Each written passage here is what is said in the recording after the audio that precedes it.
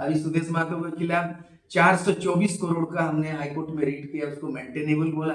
अब सीबीआई अभी जांच किया है, 424 करोड़ खेल गांव घोटाला, खेल मंत्री था सुदेश महतो, और सीबीआई जो है ना कुछ दिन पहले जामशेदपुर मेरे पूछताछ के लिए 3 घंटा पूछताछ किया सीबीआई। तो एक तो खेल गांव में सुदेश महतो काट घेरा में है। अभी हम लोग बस नया साल में हम लोग रिट फाइल करेंगे तो कि पूछताछ जो कि किस संबंध में वो किया है, खेल गांव में 424 करोड़ घोटाला हुआ। उस समय जो है ना 2006 से लेके 2008 तक खेल मंत्री थे सुदेश महतो, और हमने हाईकोर्ट में पीआईएल किया है, और उस पीआईएल कर्ता के रूप में सीबीआई मेरे से पूछताछ की है, और अभी सीबीआई दायरे में है, रेडर पे है सुदेश महतो। तो आपने क्या बताया? ऐसे बताया, पूरे डॉक्यूमेंट्स हमने दे दिए। 424 करोड़ का पूरा डॉक्यूमेंट्स का विधानसभा का जो रिपोर्ट है, रिपोर्ट का ओरिजिनल कॉपी दे दिया। अब तो कानून के शिकंजे में आ रही है। आजसू को आजसू पार्टी बना किया, और आज उनके हार सामने देख रहे हैं। हम तो ये चाहेंगे भाई नाम वगैरह कुछ बदल दीजिए। ऑल झारखंड स्टूडेंट्स, इसका फुल फॉर्म एजेएसयू आजसू होता है, आज भी आजसू है। आजसू ब्रांड नेम को आप आजसू पार्टी बना दिया। झारखंड विधानसभा चुनाव के परिणाम खत्म होने के बाद सूर्य सिंह बेसरा एक बार फिर हमारे साथ जुड़े हुए हैं, और इस वक्त उनके पास बहुत सारे मुद्दे हैं। 5 साल के लिए सरकार तो बन गई है, लेकिन इस सरकार के पास कई तरह की चुनौतियां हैं। हम सूर्य सिंह बेसरा के साथ बातचीत करेंगे। झारखंड आंदोलनकारी है, और उनकी भूमिका झारखंड में किस तरीके से रहेगी आने वाले 5 वर्षों में, इस पर हम चर्चा करेंगे। बेसरा जी, पहले तो परिणाम पर बात कर लेते हैं। झारखंड पीपल्स पार्टी के परिणाम को आप किस तरीके से देखते हैं? हमको लगता है कि जो हालात जेएमएम गठबंधन के जीत हुई है, उसके अलावे विपक्ष में बीजेपी हो या चाहे छोटे बड़े जो भी है, हमारी झारखंड पीपल्स पार्टी का भी वही असर हुआ है। मैंने मैया योजना का 2 तलवार चलाए हैं, एक कैंची चला और एक तो मैया योजना चला, और कैंची किसको किसको काटा उसको बंटाधार कर दिया, और मैया योजना जो चला और उसको जो है एकदम ताजपोशी कर दिया। इस बीच में जो तीसरा विकल्प है बिल्कुल दिखाई नहीं दिया, उसी हवा में हम लोग भी हवाई हो गए। चुनाव जरूर हम लोग हारे हैं, लेकिन रणभूमि में हारे नहीं है। जो वादा किया है निभाना पड़ेगा। यानी 2019 में हेमंत सोरेन ने जो वादा किया था 5 लाख लोगों को रोजगार देना, 500 भी रोजगार नहीं दिया। उन्होंने कर दिया है निजी कंपनियों के लिए स्थानीय चिट्ठी बना दिया कि स्थानीय लोगों को 75% नौकरी देंगे। अब निजी कंपनी, प्राइवेट कंपनी ने हेमंत सरकार को चिट्ठी लिखा कि हम किसको स्थानीय मानेंगे, आप जरा परिभाषित कीजिए। तो 5 साल के अंदर में 3 बार स्थानीय नीति 1932 का उन्होंने बिल बनाया, पास किया, और गवर्नर ने 3 बार बोला है कि ये त्रुटिपूर्ण है, न्याय संगत नहीं है, संविधान संगत है, इसमें संशोधन करो। उन्होंने बिना संशोधन का अभी भी मामला लटका है। सबसे बड़े जो है ना, ये पिछले बार बिल बनाने के लिए उन्होंने कहा था कि 1932 को सर्वे को आधार माना जाए, और बोला स्थानीय नीति जब बन जाएगा, इन्होंने अपने पेज को कर दिया, यह अधिनियम भारत का संविधान के 9वें अनुसूची में सम्मिलित होने के उपरांत प्रभावी होगा। मतलब स्थानीय नीति अगर बनता भी है, गवर्नर साइन भी कर देता है, तो जब तक ये 9 अनुसूची खुद ही फंस रही है। तो इसीलिए हम लोग झारखंड पीपुल्स पार्टी की ओर से समीक्षा किया कि हेमंत सोरेन को, सरकार को हम लोग नसीहत भी दे रहे हैं, आईना भी दिखा रहे हैं कि ये वाला हटा दीजिए आप, ये दोनों नहीं चलते। 1932 गवर्नर ने इनकार किया है, और 9वीं अनुसूची नहीं चलते, क्योंकि ये राष्ट्रपति का विशेष अधिकार है, और लोकसभा राज्यसभा दोनों जगह से केंद्र से पारित होगा स्थानीय नीति, और तब राष्ट्रपति आदेश देगा कि 9वीं अनुसूची में करो। दूसरी बात है कि 9वीं अनुसूची में लैंड रिफॉर्म एक्ट इंक्लूड होता है। ये स्थानीय नीति जैसे भाषा नीति 9 शेड्यूल में नहीं जाता, ये एक्ट भी नहीं आता। क्या हेमंत सोरेन का सलाहकार लोग नहीं है क्या? IAS लोग क्या करते हैं? हम लोग तो पाठ पढ़ाएंगे, मैं तो जानकर रखता हूँ। 9 शेड्यूल का एक्ट को जितना भी किया गया है, इसलिए CNT एक्ट, SPT एक्ट को, Chhotanagpur tenancy act and Santhal पुनः काश्तकारी अधिनियम, दोनों एक्ट को 9 शेड्यूल में इसीलिए रखा कि दोनों लैंड रिफॉर्म एक्ट है। Bihar land reform act 9 schedule है। जी। तो केवल तमिलनाडु का आरक्षण नीति को अपवाद स्वरूप इसलिए किया कि तमिलनाडु में एसटी एससी ओबीसी मिला करके 80% से ज्यादा जा रहा था। जी। अब सुप्रीम कोर्ट जो है ना, इंदिरा साहनी बनाम भारत सरकार का जो ये आरक्षण में केस आया था, उस केस में रूलिंग दिया सुप्रीम कोर्ट कि रिजर्वेशन जो होगा वो नॉट मोर देन 50%, उस समय बोला। तो आप क्योंकि नरेंद्र मोदी सरकार ने आर्थिक पिछड़ापन को देखते हुए 10% को अलग से आरक्षण निर्धारित किया है, तो 50 प्लस मतलब 10, 60%, बाकी 40। तो झारखंड में 77% का बिल पारित हुआ है आरक्षण, और 1932 और 9 शेड्यूल का बिल पारित हुआ है। दोनों ही लागू नहीं हो सकता है। तो 5 साल क्या किया, इसीलिए इस 5 साल के मामला गड़बड़ को हम जनहित याचिका पिटीशन करेंगे झारखंड पीपुल्स पार्टी की ओर से कि आंख में धूल झोंकने का काम क्यों किया सरकार। आपने वादा किया और आपने उल्टा पुल्टा नियम बनाया, और अभी इस साल बोला है कि हम 10 लाख लोगों को नौकरी देंगे। भाई नौकरी आप दोगे तो 2 किस्म से होगा, एसटी एससी ओबीसी मिला करके आप 60% कीजिएगा, उससे ज्यादा नहीं होगा। और आप 40% तो भी दीजिएगा जब स्थानीय नीति होगा स्थानीय लोगों को। दोनों ही मामला पेच में फंसा हुआ है। तो अब इसका क्या उपाय आपके पास? हमारे पास उपाय यही है, क्या हमने झारखंड पीपुल्स पार्टी की ओर से हमने वैकल्पिक स्थानीय नीति तैयार किया है।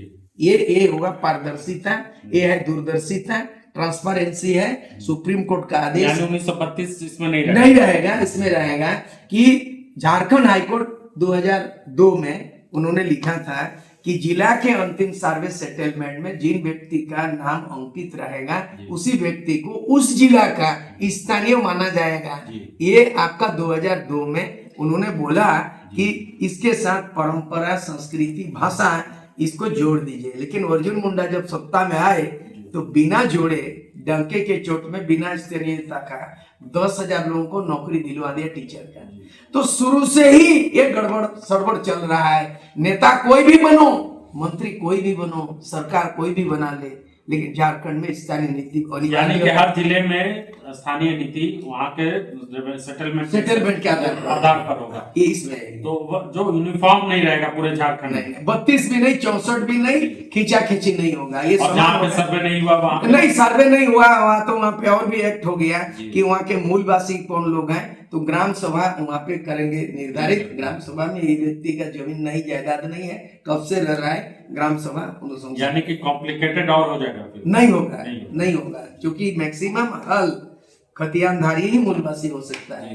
दूसरा चीज है इसमें हम लोगों ने कहा है कि आप जो है ये जो ग्राम पेशा कानून विगत चुनाव के पहले हाईकोर्ट ने रीट हुआ था, 4-5 साल से रीट चल रहा है, हियरिंग हो रहा था, लेकिन उन्होंने आदेश दिया है कि पेशा कानून जो ग्राम सभा का अधिकार है, हमारे गांव में हमारे राज है कि ग्राम सभा के बिना अनुमति, बिना अनुशंसा का कोई भी जमीन अधिग्रहण नहीं हो सकता है। गांव में सीधे विकास का बात होगा तो ग्राम सभा से अनुमति लेना पड़ेगा। तो इतना बड़ा कानून हाईकोर्ट ने कहा, उसको इमीडिएटली इनको आदेश, यही घोषणा पत्र नहीं है उसका, ये हाईकोर्ट का आदेश है। हम लोग अभी झारखंड पीपुल्स पार्टी, हम लोग ये 9 से 12 तक शपथ ग्रहण समारोह है, अनुपूरक होगा। उसके बाद हम लोग नए साल से जनवरी 2025 संघर्ष का वर्ष होगा। हम लोग 6 महीना के अंदर में तमाम वादे को हम लोग अमली जमा पहनाएंगे। अब आते हैं फिर से चुनाव पर। 2 दल है, एक है आजसू जो आपकी पुरानी पार्टी रही। आजसू पर पहली प्रतिक्रिया चाहेंगे आपसे कि आजसू की जो स्थिति हुई है उसके लिए किसको जिम्मेदार मानते हैं, और क्या ये अब आजसू फिर से झारखंड की राजनीति में रिवाइव कर पाएगी?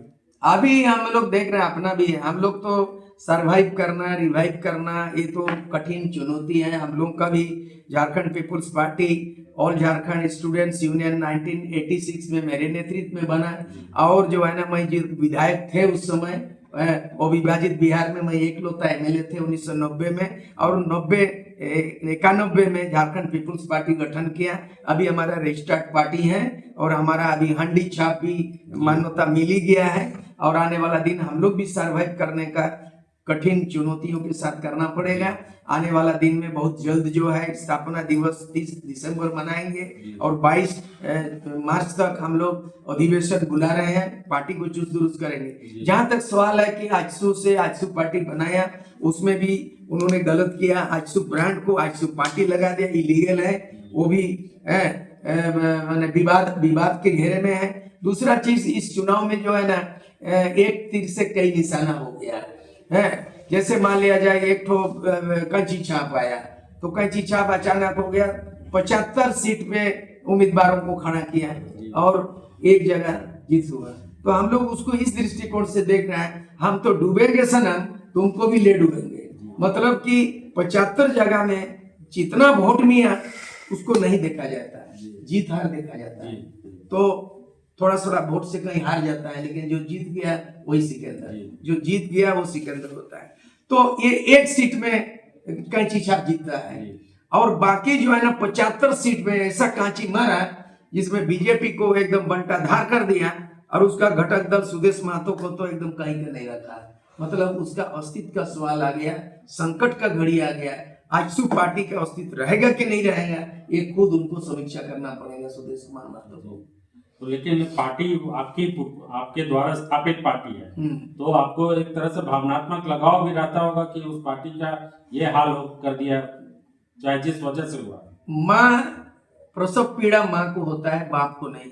लेकिन माँ का जन्म लिया हुआ कोई भी संतान, अगर वो संतान है तो उसको दर्द होगा, प्रसव पीड़ा हुआ है। आजसू बेसरा के नेतृत्व में बना, आजसू को आजसू पार्टी बना किया और आज उनके हार सामने देख रहे हैं। हम तो ये चाहेंगे भाई नाम वगैरह कुछ बदल दीजिए। ऑल झारखंड स्टूडेंट्स, इसका फुल फॉर्म AJSU आजसू होता है, आज भी आजसू है। आजसू ब्रांड नेम को आप आजसू पार्टी बना दिया। ये भी हम लोग चाहेंगे कि आने वाला दिन में उसको हाईकोर्ट में रीट करेंगे। अभी सुदेश महतो के खिलाफ 424 करोड़ का हमने हाईकोर्ट में रीट किया, उसको मेंटेनेबल बोला। अब CBI अभी जांच किया है, 424 करोड़ खेल गांव घोटाला, खेल मंत्री था सुदेश महतो और CBI जो है ना कुछ दिन पहले जामशेदपुर मेरे पूछताछ के लिए 3 घंटा पूछताछ किया CBI। तो एक तो खेलगांव में सुदेश महतो काट घेरा में है। अभी हम लोग बस नया साल में हम लोग रीट फाइल करेंगे तो कि जो कि किस संबंध में वो किया है। खेल गांव में 424 करोड़ घोटाला हुआ। उस समय जो है ना 2006 से लेके 2008 तक खेल मंत्री थे सुदेश महतो और हमने हाईकोर्ट में PIL किया है और उस PIL कर्ता के रूप में CBI मेरे से पूछताछ की है और अभी CBI दायरे में है, रेडर पे है सुदेश महतो। तो आपने क्या बताया? ऐसे बताया, पूरे डॉक्यूमेंट्स हमने दे दिए। 424 करोड़ का पूरा डॉक्यूमेंट्स का विधानसभा का जो रिपोर्ट है, रिपोर्ट का ओरिजिनल कॉपी दे दिया। अब तो कानून के शिकंजे में नहीं है भाई जी। और जयराम महतो एकमात्र विधायक का जो जीत करा है 75 में, लेकिन वो जिस तरीके से लोग हो रहे हैं कई इलाकों में, और वो मुखर भी है, रॉबिन हुड वाली छवि जो है, किसी को भी फोन करके हड़का देते हैं, उस तरह की है। ऐसा नहीं चलेगा, फीलिंग थोड़ी है। अनिल कपूर का एक दिन का नायक थोड़ी चलेगा, एक दिन का नायक नहीं चलतो। फिल्म में चलतो, रील में चलतो, रियल में नहीं चलतो। कहने का मतलब है आज वो 30 साल का नौजवान MLA के लिए सोशल मीडिया, जब मेरा सोशल मीडिया नहीं था, मोबाइल नहीं था, 1990 में मोबाइल नहीं था, 1990 में मोबाइल नहीं था, मेरा उम्र था 35 साल। तो ऑल झारखंड स्टूडेंट्स यूनियन के संस्थापक के रूप में इनके भाई भी कमल किशोर भगत, सुदेश महतो तो बाद में आया, बहुत बाद में 1995 आया है ना, आंदोलन खत्म करने के बाद। क्योंकि एक लौता विधायक मैं भी था, लेकिन एक लौता विधायक उस समय झारखंड मुक्ति मोर्चा का 19 विधायक थे बिहार में, बिहार विधानसभा में JMM 19 और आजसू नाम से मैं अकेले। तो अकेले दाल नहीं गलता है, अकेले चना भाड़ा नहीं पड़ता। आज 81 MLA में अगर जयराम महतो है ना बाहर में हड़का रहा है, विधानसभा में किसको हड़काएगा? मंत्री को। यहाँ तो नियम है, कानून से चलना, विधि विधान से चलना पड़ता है। इस तरह हड़का हड़के नहीं चलते। दूसरी बात है, एक आदमी आप क्या कर लोगे? मैं भी MLA था, लालू से बहुत लड़ाई लड़ा, अंत में 1 साल 5 महीना में झारखंड मुद्दे पे अलग झारखंड बोला मेरे लाश पर झारखंड बनेगा। आज भी इतिहास है बिहार विधानसभा में, एक ऐसे शख्सियत, ऐसे मर्दाना काम किया जो 5 साल का MLA अलग झारखंड के लिए, मैं 1 साल 5 महीना में विधानसभा त्याग देने वाला आदमी आज हूँ। दर्द हमको भी है, मैं भी अकेले MLA था, जयराम भी अकेले है। आप 75 जगह में चुनाव लड़े और एक जगह जीत के बोला बहुत ज्यादा हो गया। बहुत आदमी को आपने तो मारा है, काटा है। किसी का गर्दन काट के बोले बहुत बड़ा कामयाब किया, नहीं। अगर वो 5 जगह में चुनाव लड़ते तो बिना तालमेल का 5 जीतते और आज उनके बदौलत सरकार बनता है। लेकिन इसको काटा, उसको काटा, इसको बांटा, उसको बांटा। एक जो जाति की राजनीति नहीं करना, यही उनको सलाह देंगे, उसको बोलेंगे कि यहाँ पे मुस्लिम की आबादी 15% है, यहाँ का 20% कुर्मी का है, यहाँ आदिवासी का 26% है, यहाँ ईसाई का 5% है, यहाँ संताल जाति को लेके राजनीति नहीं चलता और धर्म को लेके भेदभाव नहीं चलता। भले बांग्लादेश में हिंसक हो रहा है, विवाद हो रहा है, जाति फसाद हो रहा है, लेकिन झारखंड सेकुलर है। यहाँ कुर्मी भी हो, माझी भी, महतो हो, आदिवासी, मूलवासी, हिंदू भी, मुस्लिम भी, ईसाई भी, सब लोग लेके चलते हो। ये कॉन्सेप्ट सूरज सिंह बेसरा के नेतृत्व में झारखंड पीपुल्स पार्टी का है। हम भेदभाव नहीं करते हैं। हम सलाह लेंगे कि जो आपने रैली किया, रैला किया, बहुत कुछ हो गया और ये भी आप जीत गए। अगर हार जाते तो कहीं का नहीं रहते। आप जीत गए, 5 साल में ऐसा बर्ताव कीजिए, सरकार को आईना दिखाइए, बहस कीजिए, जो सकारात्मक रूप से जो संकल्प, जैसे इसको कॉपी उनको भी देंगे। ये स्थानीय नीति वैकल्पिक जो बना है, मुख्यमंत्री से लेके 12 टोटल मंत्रियों को देंगे, 81 एमएलए को देंगे। पढ़ ले, ये सुप्रीम कोर्ट, हाई कोर्ट का छोटा सा पुस्तक है, लेकिन स्थानीय नीति जो ये बनाया, इससे तो पारदर्शिता है। ये झारखंड सरकार हेमंत की ये है नीति, और झारखंड पीपुल्स पार्टी सूरज सिंह मिश्रा तैयार किया है ये नीति। अब आगे 5 साल के लिए क्या आप देखते हैं, किस तरह का सियासी माहौल रहेगा? और बीजेपी की हार जो हुई है उसको बतौर एक राजनीतिक वरिष्ठ राजनेता, झारखंड आंदोलनकारी, आप क्या देखते हैं? बीजेपी की हार की सबसे बड़ी वजह क्या रही? हमको लगता है हम लोग तो लड़ाकू हैं, हम लोग तो लड़ते संघर्ष से हमारी जीवन है। हम लोग तो अलग झारखंड करके इतने बड़े शिक्षा विद रहे हैं। इलियान हंसदा जी ये जिला स्कूल के हेड टीचर होके, प्रिंसिपल होके रिटायर किया है। ये आंदोलनकारी कमल किशोर भगत के बैकग्राउंड से भाई है, और ये पत्रकारिता 12 साल किया है और आज भी समाज से भी है। ऐसे हमारे 8 से विद्वान पढ़े लिखे लोग भी, ऐसा अनुभव हुआ कि गरीब चुनाव नहीं लड़ सकते, ईमानदार जीत नहीं सकते। आज के लोकतंत्र में मुद्दा नहीं है, मुद्रा हावी है। मूल्यों की तो कहीं जगह नहीं है।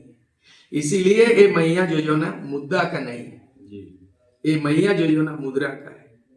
और मुद्रा का मतलब भ्रष्टाचार का जननी है। लोभ लालच देख के आप सत्ता में आ गए, लेकिन जो वादा किया है निभाना पड़ेगा। इसलिए आने वाला दिन में हम 5 साल में अपना रणनीति बनाएंगे, झारखंड पीपुल्स पार्टी को मजबूत करेंगे, और ऐसे लाइक माइंडेड लोगों को जरूरत होगा। जैसे हम लोग गठबंधन जनमत में गया, कामयाब नहीं हुआ, आने वाला दिन में भी एक सशक्त राजनीतिक विकल्प का जरूरत है, और पढ़े लिखे लोगों का जरूरत है, ईमानदार लोगों का जरूरत है। जलद मुद्दे आज तक 24 वर्षों में हल नहीं हो पाया। नॉट ओनली भाषा देख लीजिए, संताल भाषा 8 शेड्यूल है, उसको लागू नहीं किया गया है। ओल चिकी 100 साल पूरा होने जा रहा है, अभी तक अमली जमा नहीं है। स्थानीय नीति नहीं बना है। इसी तरह रोजगार नीति, तमाम चीज यहाँ अनसुलझे रह गया है, समाधान की जरूरत है। झारखंड में बिरसा मुंडा का सपनों के अनुरूप झारखंड को बनाना है। सीएनटी एसपीटी को लागू करना है। भ्रष्टाचार जो है ना, टॉलरेंट, जीरो टॉलरेंट करना है। गुड गवर्नेंस लाना है, सुशासन लाना है, स्वशासन लागू करना है। बहुत सारे काम की जरूरत है। एक एमएलए होना सफिशिएंट नहीं है, आवाज उठा सकता है, पार्टी हो सकता है, जीत हार हो सकता है, लेकिन बीजेपी को किस तरह की उसकी हार की? बीजेपी हार के कारण अपना रणनीति में कमजोरी होना। वो प्रधानमंत्री नरेंद्र मोदी अक्सर कहा करते हैं लोकल और भोकल।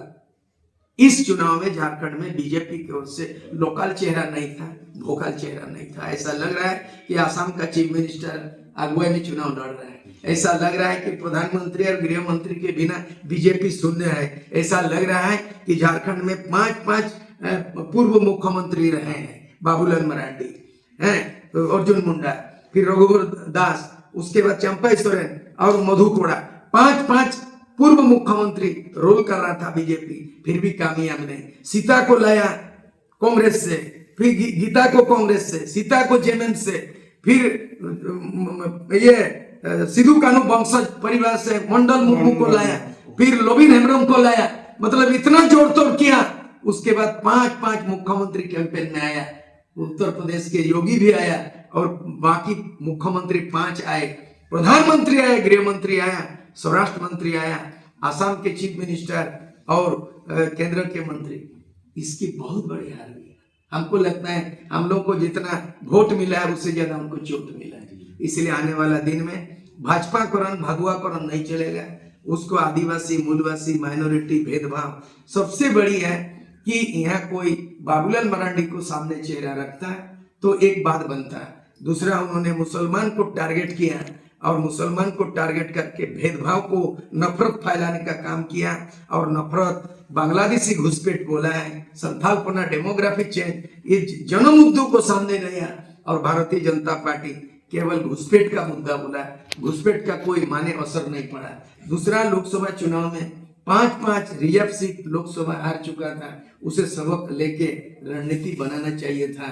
इस बार आदिवासी लोग बीजेपी को नकार दिया, मूलवासी उसको हटा दिया। ये तमाम करारी हार में उसको समीक्षा करना पड़ेगा, नहीं तो राजनीति से यहाँ विदाई समझ लीजिए भारतीय जनता पार्टी का। जी शुक्रिया। सूर्य सिंह बेसरा हमारे साथ हैं और उन्होंने विस्तार से झारखंड के सियासी माहौल और पिछला जो विधानसभा अभी जो खत्म हुआ उसके बारे में बातचीत की। झारखंड पीपुल्स पार्टी की आगे की योजना पर भी उन्होंने विस्तार से बताया कि आगे की रणनीति किस तरीके से रहेगी।